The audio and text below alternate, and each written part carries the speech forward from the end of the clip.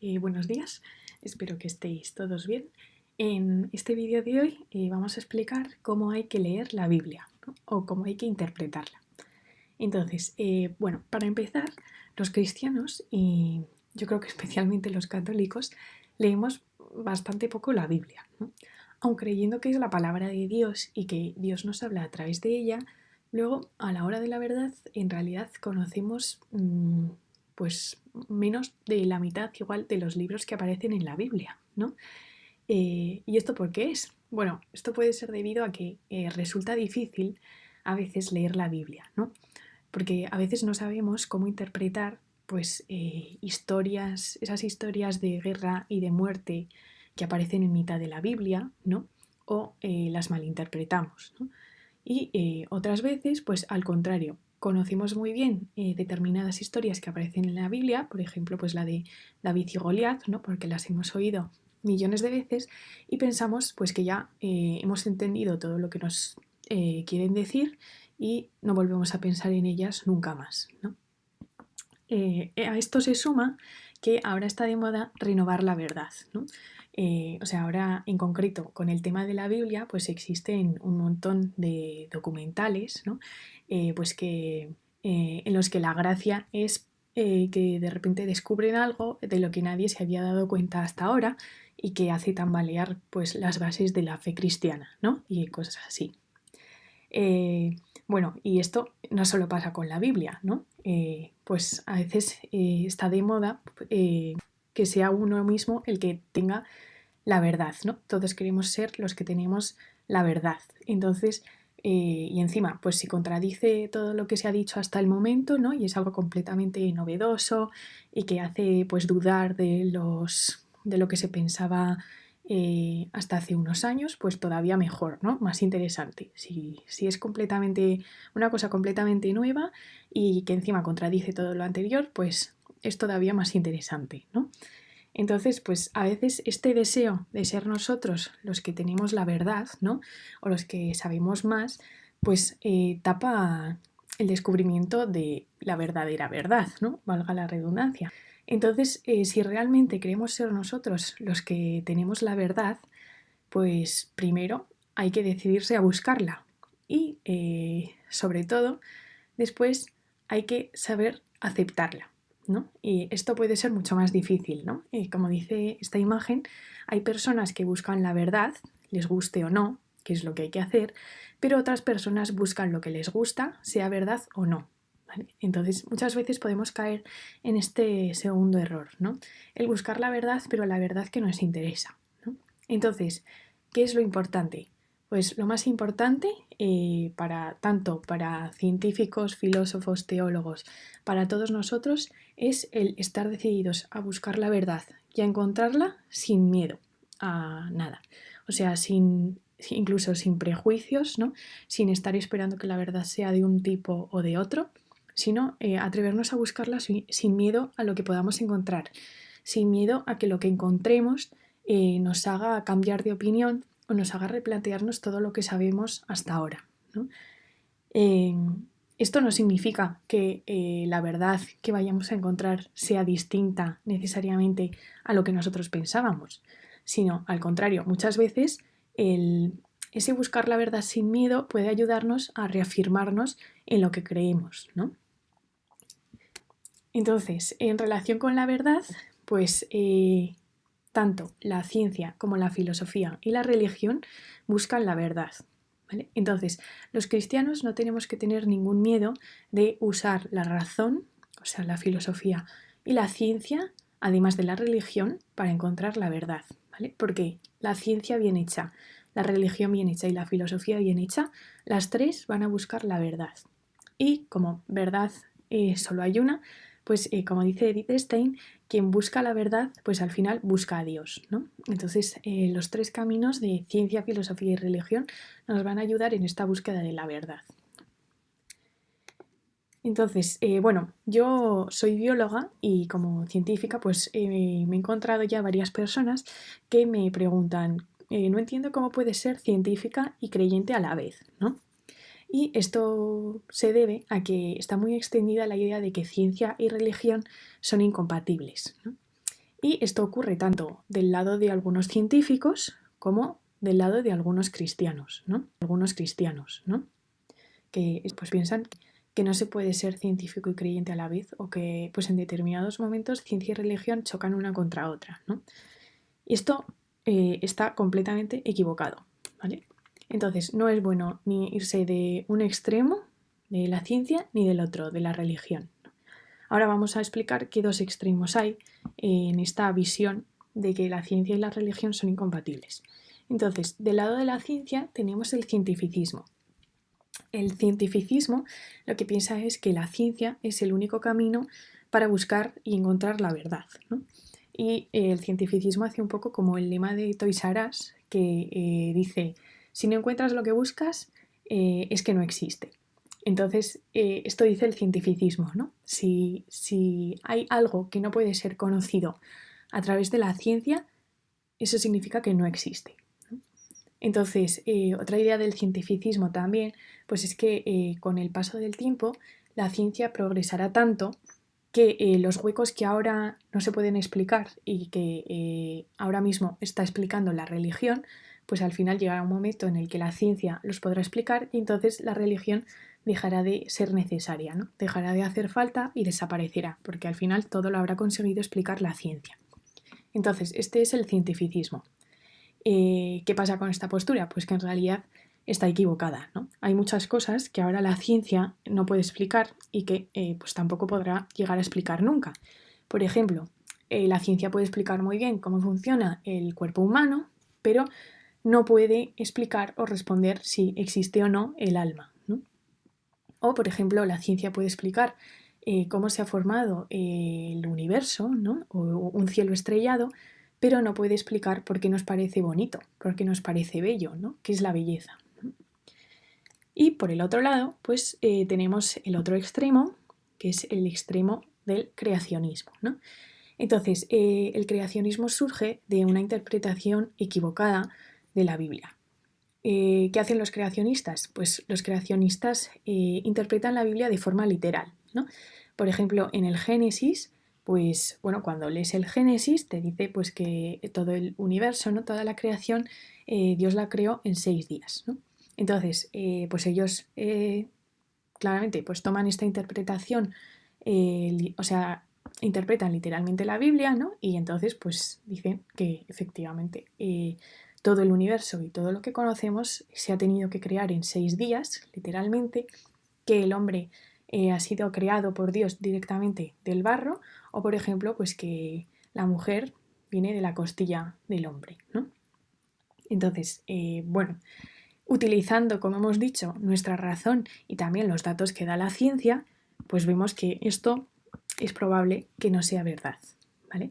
Entonces, claro, ¿qué pasa con los creacionistas? Pues que como se toman la interpretación literal de la Biblia, pues esto contradice completamente los datos que nos ha dado la ciencia. Entonces hay que elegir entre uno y otro. Y entonces ellos eligen la Biblia, ¿no? Y rechazan completamente las explicaciones de la ciencia. Pero, pues eso, esta forma no es la correcta de interpretar la Biblia. Entonces, ¿cómo hay que interpretarla? Bueno, esta primera interpretación que hace el creacionismo es la interpretación literal, ¿vale? Entonces, la interpretación literal sí es una forma de interpretar la Biblia, ¿no? Pues que es interpretarla como si fuese una especie de diario, ¿no? O un libro histórico que te cuenta la historia del mundo y del hombre y también pues su relación con Dios, ¿no? Entonces, esta interpretación pues puede ser útil, especialmente, por ejemplo, pues para los historiadores, ¿no? Pues para saber cuáles eran las antiguas costumbres del pueblo judío, cómo se llamaban determinadas ciudades en una época, ¿no? En qué época se destruyó el templo de Jerusalén, o pues por ejemplo que los romanos crucificaban a los malhechores, ¿no? Entonces esto es una interpretación literal de la Biblia que puede servir para la historia. Pero para un cristiano esta interpretación literal de la Biblia es como intentar escuchar un disco de música solo viendo su portada. O sea, se queda en nada realmente, ¿no? Y es esta interpretación además la que da problemas con la historia y con la ciencia y la que ha dado la idea de que ciencia, filosofía y religión son incompatibles. Entonces, en el caso de la relación entre la fe y la historia, hay un libro muy bueno que se llama Y la Biblia tenía razón, que intenta confirmar los hechos históricos que se narran en la Biblia con pues, descubrimientos arqueológicos, ¿no? Y en muchos casos pues consigue confirmarlo, ¿no? O sea, por ejemplo, en el caso del diluvio universal, efectivamente, este libro muestra que se encontró en el Golfo Pérsico una capa de 3 metros de lodo que databa del 4000 a.C., ¿no? Y que coincidiría con la época del diluvio universal, ¿no? Entonces esto muestra pues, que las investigaciones arqueológicas confirman que efectivamente hubo un diluvio, ¿no? O sea que en ese caso pues esta interpretación literal de la Biblia sí tiene sentido, pero por ejemplo en este caso pues no sería, o el libro dice que no sería un diluvio universal, sino que habría sido más una gran inundación que se dio en el Golfo Pérsico y que claro, pues para los habitantes de la región sí que habría sido todo su mundo, ¿no? Lo que se habría inundado, pero realmente no hubiese sido un diluvio universal. Entonces, en este caso, pues eso, hay una parte que quizás si se interpretase literalmente sí sería correcta, pero igual no del todo, ¿no? En otros casos, pues hay hechos históricos que se narran en la Biblia que todavía no han podido confirmarse arqueológicamente, ¿no? Y en otros casos, pues coinciden algunos hechos que se narran en la Biblia con leyendas de otras civilizaciones o antiguos mitos, ¿no? Entonces, en el caso, por ejemplo, de la historia, pues esta interpretación literal de la Biblia puede coincidir bastante, aunque en algunos casos no tanto, ¿no? Realmente el mayor problema que todos conocemos aparece con la ciencia, ¿no? Entonces, por ejemplo, en el caso de las plagas de Egipto, creo que ya conoceremos todos documentales que se han hecho intentando explicar las plagas como fenómenos naturales, ¿no? Sin necesidad de que hubiese hecho falta ningún milagro para que ocurriesen las plagas, ¿no? Entonces ahí un poco, claro, si interpretas literalmente la Biblia y basas tu fe en ello, parece que una explicación natural de las plagas podría hacer tambalear la fe, como quieren decir estos documentales, ¿no? Y esto todavía se convierte en más problemático si hablamos de la teoría de la evolución, ¿no? Bueno, en el caso de la teoría de la evolución, si, como hemos dicho antes, nos decidimos a buscar la verdad sin miedo, la teoría de la evolución parece bastante razonable y da bastante sentido a los patrones que encontramos en la naturaleza, ¿no? O sea, los explica bastante bien. Entonces, es bastante probable que, que sea cierta, ¿no? Entonces, ¿qué pasa con la teoría de la evolución? Pues que hay creyentes que piensan que la teoría de la evolución no deja ya sitio a Dios, ¿no? No deja sitio a Dios en la creación. Y hay algunos, pues que otros creyentes que dicen pues que sí, vale, aceptan la teoría de la evolución, pero necesariamente ha habido puntos en los que Dios todavía ha tenido que intervenir directamente, ¿no? Y entonces así como que consiguen hacerle un hueco a Dios, solucionando puntos que todavía pues la teoría de la evolución no ha conseguido explicar completamente, ¿no? Sería una especie de Dios que rellena los huecos, ¿no? ¿Cuál es el problema? Pues que nuestra fe no puede depender de un Dios que rellena huecos, ¿no? O sea, no puede depender de que la ciencia no consiga explicar determinados puntos en la historia de la evolución, ¿no? O en la historia del hombre. Pues por ejemplo eso, pues la aparición de la vida en la Tierra o la aparición del hombre, ¿no? Son puntos como más importantes, pues que igual todavía la ciencia no tiene explicación completa y en estos huecos se apoya la fe en Dios, ¿no? Esto no puede ser así, porque si en algún momento por cualquier cosa la ciencia consigue rellenar estos huecos, pues ¿qué pasa con Dios? Ha desaparecido completamente, ¿no? O sea, no podemos depender de que la ciencia no haya conseguido explicar algo para que ahí tenga que entrar Dios, ¿no? Entonces, bueno, ¿cuál es la forma entonces de interpretar la Biblia, ¿no? Y que con este ejemplo de la evolución nos ayuda a ver realmente cuál es entonces la relación entre la Biblia y la ciencia, ¿no? Cómo solucionar esta incompatibilidad de leer la Biblia, al leer la Biblia literalmente, ¿no? Con lo que nos dice la ciencia.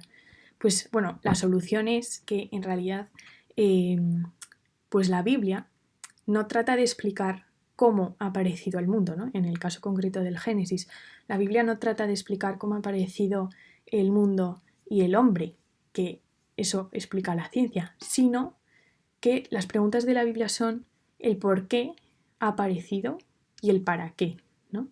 Que estas no son las preguntas de la ciencia. Entonces, a veces parece que el hecho de que el hombre surja por evolución, ¿no? Pues le quita valor al hombre, ¿no? En vez de que haya sido creado directamente por Dios.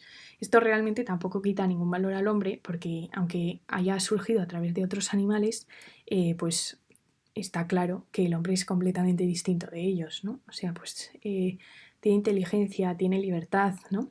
Entonces, este problema de que quite valor al hombre, pues en realidad no existe, ¿no?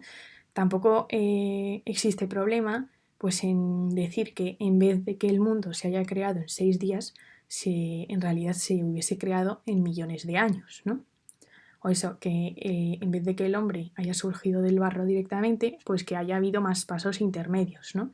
Esto realmente no supone ningún problema para nuestra fe. Entonces, de hecho, yo hablando con un sacerdote científico, me dijo que no es que la ciencia quite valor a Dios, sino que se lo da incluso, ¿no? O sea, esta teoría de la evolución aumenta incluso la grandeza de Dios, ¿no? Porque, ¿qué vale más? Un Dios que crea el mundo, ¿no? Y que tiene que intervenir en determinados momentos para corregir lo que ha hecho, ¿no? Ajustar un poco las tuercas para que no se desvíe de su plan y se dirija hacia donde él quería, ¿no?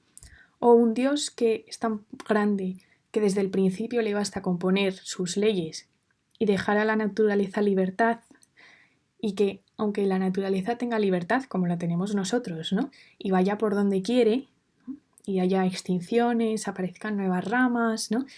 Aparezcan nuevas especies, a pesar de dar libertad a la naturaleza, aún así eh, toda la evolución llega al punto que Dios quiere, ¿no? Igual que nuestra libertad. A pesar de dar libertad al hombre, al final siempre se hace la voluntad de Dios, ¿no? Entonces, esto es lo que verdaderamente hace a un Dios tan grande, ¿no? Pues que en vez de tener que estar pendiente, es tan poderoso que poniendo solo las primeras leyes y luego dando libertad, siempre y respetando la libertad, siempre se hace su voluntad, ¿no? Entonces, esto tampoco significa que Dios ponga las leyes al principio y ya deje de actuar, ¿no? Sino que no, pues lo que pasa es que Dios está actuando continuamente, ¿no? En el mundo. Entonces, esto es lo que se quiere decir con que Dios crea en la evolución.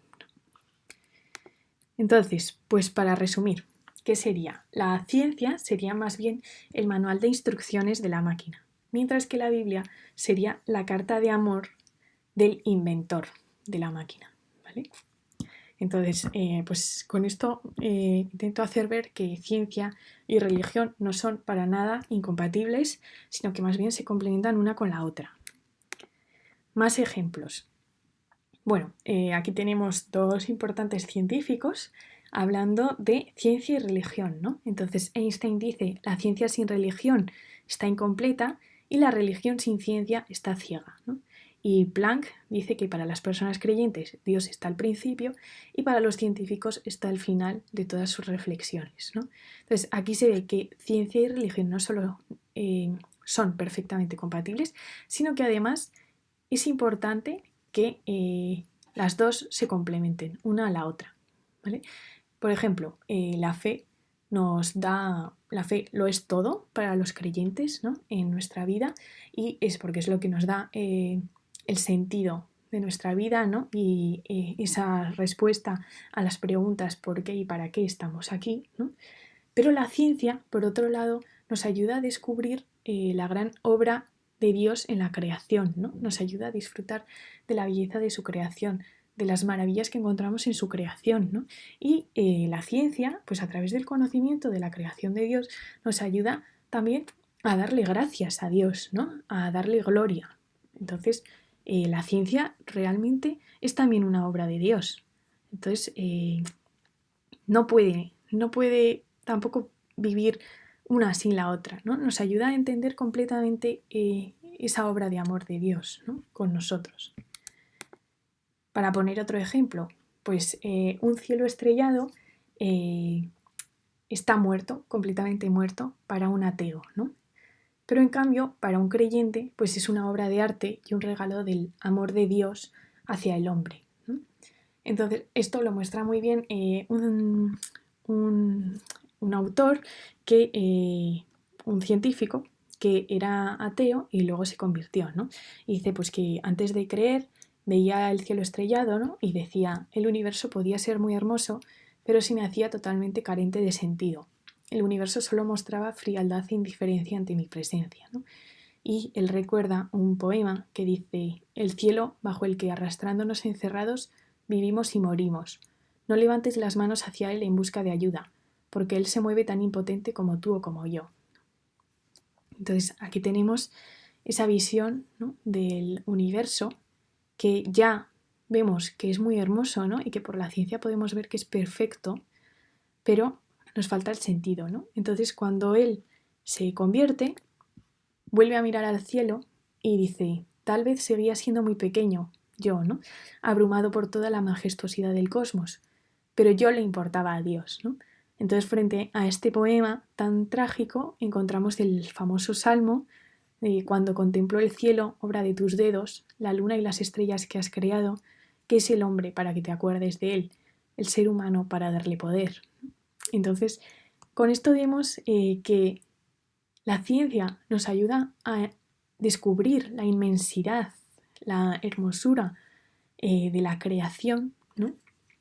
Pero la fe nos ayuda a meter dentro de esa inmensidad, ¿no? A meter de forma coherente dentro de esa inmensidad del mundo el valor que tiene cada persona, ¿no? Para Dios, el sentido, ¿no? El amor. Entonces, bueno, una vez espero que haya quedado claro que ciencia y religión no son para nada incompatibles, ¿no? Sino que se complementan una a la otra, y que también haya quedado claro que esta interpretación literal de la Biblia no es la más adecuada, ¿vale? Entonces, queda la pregunta, ¿cómo hay que interpretar la Biblia entonces, ¿no? Bueno, pues la Biblia hay que interpretarla entendiendo desde el principio que toda la Biblia, tanto el Antiguo Testamento como el Nuevo Testamento, apuntan a Jesús, ¿no? Apuntan a Cristo. Y es en Jesús donde toda la Biblia tiene sentido. Sin Jesús ni el Antiguo Testamento ni el Nuevo Testamento tienen sentido, ¿vale? Ahora vamos a entender un poco más esto. Entonces, la Biblia es la palabra de Dios, ¿no? En la que Dios nos dice cómo es nuestra historia con Él, ¿no? Y nos explica cuánto nos ha querido, ¿no? Entonces, pues la Biblia, en realidad, el verdadero mensaje de la Biblia no es explicarte, mira, la creación se dio en 6 días, ¿no? Pues la historia del pueblo de Israel fue esta, ¿no? Etcétera. Sino es decirte, Dios nos ha querido tanto que ha creado el universo entero, ¿no? Ha creado todo lo que nos rodea, todo lo que existe, para que lo disfrutes realmente, ¿no? Lo ha creado para ti como un regalo, te ha creado a ti, y a pesar de que tú, gracias a la libertad que Dios te ha dado, hayas decidido muchas veces no quererle, ¿no? Hayas elegido irte por otro camino y elegir el pecado, pues Dios te sigue queriendo y te ha querido tanto que ha entregado a su único hijo para salvarte a ti, ¿no? Para darte una segunda oportunidad, una tercera, una cuarta, y para que cuando quieras puedas volver a Él, ¿no? Entonces, y ha sido a través de Jesús, ¿no? A través de su Hijo, como Dios nos ha permitido entender qué es lo que nos quiere decir, ¿no? A través de las escrituras y también a través de la tradición apostólica, ¿no? Entonces, la Iglesia así es como ha interpretado el mensaje de la Biblia durante 2000 años, gracias al Espíritu Santo, y empezando por los apóstoles, que fueron los que conocieron a Jesús en persona, ¿no? Así que creo que nos podemos fiar bastante de ellos. Entonces, creo que hay que aprovechar este tesoro de 2000 años de interpretación correcta de la Biblia, ¿no? De la carta de amor más grande que se ha podido escribir jamás. Además, pues a esto hay que añadir que la palabra de Dios, bueno, no solo nos muestra la historia de la salvación en pasado, sino que nos está mostrando nuestra historia, en concreto tu historia, ¿no? La Biblia habla de tu historia aquí y ahora, ¿no? De tu día a día. Entonces, esta palabra no es una palabra escrita y muda, sino que es una palabra además hecha carne y viva, ¿no? En Jesús. Entonces, Dios está vivo, ¿no? Y te habla a través de esta palabra, ¿no? A ti y ahora. Entonces, es lo mismo, leer la palabra de Dios es lo mismo que hablar con Jesús en la custodia, ¿no? Cuando lo tenemos en una adoración. Entonces, es como si pusieses un boli al lado del sagrario, ¿no? Y un papel una noche, lo dejases ahí y a la mañana siguiente llegases y te encontrases que en el papel hay escrita una carta, ¿no? De Dios para ti. Pues eso es la Biblia, ¿no? Y así es como hay que verla, ¿no? Entonces a mí me ayuda mucho, en este caso, una aplicación que se llama Palabrita de Vida y que te va lanzando frases pues, de la Biblia, ¿no?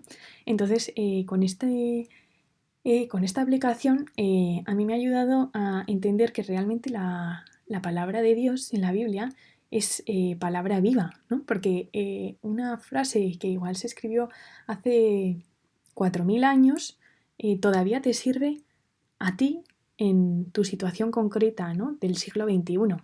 Y de hecho, una misma palabra escrita hace 4000 años sirve igual a dos personas distintas en dos situaciones completamente distintas, ¿no?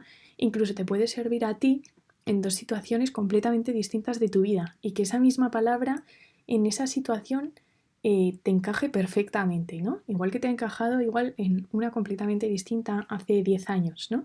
Pero te encaja perfectamente y te sirve en ese momento, ¿no? Entonces ahí es donde se muestra el verdadero poder de Dios, ¿no? En esa palabra que está siempre viva y que siempre se renueva, ¿no? Y bueno, pues podemos ver un poco un ejemplo de esta palabra viva y de las formas de interpretarla, ¿no? Entonces, bueno, en nuestro siglo XXI, ¿no? Con tantas prisas, con agobios por trabajo, por estudios, ¿no? Por crisis económicas, nos encontramos esta palabra tan actual, ¿no? Que nos dice, Dios pelea por ti.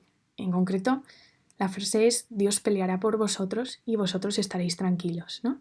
Entonces, si te aparece esta frase en la aplicación Palabrita de Vida, ¿no? Pues dices, wow, es perfecta para mí, ¿no? Encaja perfectamente en mi situación y encima me da paz, ¿no? Pues de repente ves que esta frase es del Éxodo. O sea, una frase con sentido tan actual está en el Éxodo. Y en concreto, ¿en qué punto del Éxodo? Pues bueno, aquí está una parte del libro del Éxodo y es cuando Moisés está sacando a los hijos de Israel de Egipto, ¿no? Y pues los hijos de Israel ven que los egipcios les están persiguiendo por detrás, ¿no? Entonces, pues se empiezan a quejar los israelitas diciendo, no había sepulcros en Egipto que nos has sacado para que muramos en el desierto, ¿no? ¿Por qué has hecho así con nosotros que nos has sacado de Egipto? ¿No es esto lo que te hablamos en Egipto diciendo, déjanos servir a los egipcios? Porque mejor nos fuera servir a los egipcios que morir nosotros en el desierto. Y entonces Moisés les dice, no temáis, estad firmes y ved la salvación que Jehová hará hoy con vosotros, porque los egipcios que hoy habéis visto, nunca más para siempre los veréis. Jehová peleará por vosotros y vosotros estaréis tranquilos. Esta es la frase que hemos encontrado antes, ¿no? Tan actual, pues aquí está. Entonces, y bueno, después de esto, pues ya, bueno, Dios pone distancia entre los egipcios y el pueblo de Israel, ¿no? Y después ocurre lo que ya conocemos, que es que Moisés extiende su mano sobre el mar se abre, ¿no? Y los hijos de Israel atraviesan el mar rojo, ¿no? Y después los egipcios les perseguirán y el mar se cerrará encima de los egipcios, ¿no? Entonces, además, aquí podemos ver un ejemplo de cómo tenemos que interpretar esta palabra. Pues como hemos visto, la primera interpretación, la más simple, sería la interpretación literal, ¿no? O sea, entender pues que todo esto ocurrió tal cual, ¿no? Se cuenta, pues entonces, bueno, pues sí que efectivamente se abrió el mar, el pueblo de Israel atravesó y se salvaron de los egipcios, ¿no? Como hemos dicho, ¿qué pasa con el sentido literal? Pues que luego aparecen estos documentales pues que de repente explican, ¿no?, que realmente pues Moisés cruzó por una zona del Mar Rojo que es más estrecha y menos profunda, ¿no? Y que si en determinadas épocas del año sopla un viento, pues se seca el mar, ¿no?, en esta zona. Entonces, pues claro, se consigue explicar por causas naturales y ya no hay milagro que valga, ¿no? Bueno, pues aparte de que el milagro seguiría siendo que el mar se hubiese abierto en el momento en el que los hijos de Israel lo necesitasen, ¿no?, ya sea de forma natural o sobrenatural, pues, pues vale, muy bien. O sea, el sentido literal, o sea, no quita ningún valor a lo que hay aquí escrito, ¿vale? Ni hace que se tambalee la fe, ni ninguna cosa de esas, ¿no? Entonces, claro, pues eso. Aquí vemos el problema del sentido literal, ¿no? Pues esas posibles contradicciones con ciencia, historia, ¿no? Y que realmente pues no nos está diciendo nada de lo que nos quiere realmente decir la Biblia, ¿no? Entonces, el resto de interpretaciones que son las realmente correctas. Pues tenemos luego la interpretación alegórica, ¿no? Entonces, la interpretación alegórica de la Biblia es leer la Biblia viéndola siempre en relación con Jesús, ¿no?, y con la historia de la salvación a través de Jesús. Entonces, por ejemplo, pues esa liberación, ¿no?, cuando saca Moisés al pueblo de Israel de la esclavitud de Egipto, es una prefiguración de cómo Jesús nos va a liberar de la esclavitud del pecado, ¿no? Y luego, pues el paso del Mar Rojo es también una prefiguración de las aguas del bautismo. Entonces, este sería el sentido alegórico. Luego, por otro lado, tenemos el sentido moral. Entonces, la interpretación moral es también interpretar la Biblia, pero esta vez en relación con cómo tenemos que vivir como cristianos, ¿no? ¿Qué nos dice la Biblia sobre cómo llevar una vida buena y justa? Entonces, pues en este caso, este trocito de la Biblia pues nos dice que los israelitas, cuando se encontraron en una situación difícil, ¿no?, y prácticamente sin salida, ya desconfiaron de Dios, ¿no? Y pues que a pesar de todo lo que pensaban los israelitas, de que ya estaban perdidos y que iban a caer en manos de los egipcios, pues Dios siempre hace algo y les salva, ¿no? Entonces, ¿qué nos quiere decir esto a nosotros ahora? Pues que, a ver, si nos preguntamos si en una situación difícil seguimos confiando en Dios o echamos marcha atrás, ¿no? Y nos arrepentimos de habernos fiado de Dios en determinados momentos, ¿no? Dudamos de Él o seguimos confiando en que Dios nos salvará, ¿no?, aunque ahora no lo sepamos ver. Pues esta es la interpretación moral, ¿no? Y después tenemos una última interpretación que sería la interpretación anagógica, ¿no?, encontrarle el sentido anagógico a la escritura. Entonces, la interpretación anagógica se refiere a interpretar la escritura en relación con la vida eterna, ¿no?, con el cielo y con cómo llegar allí.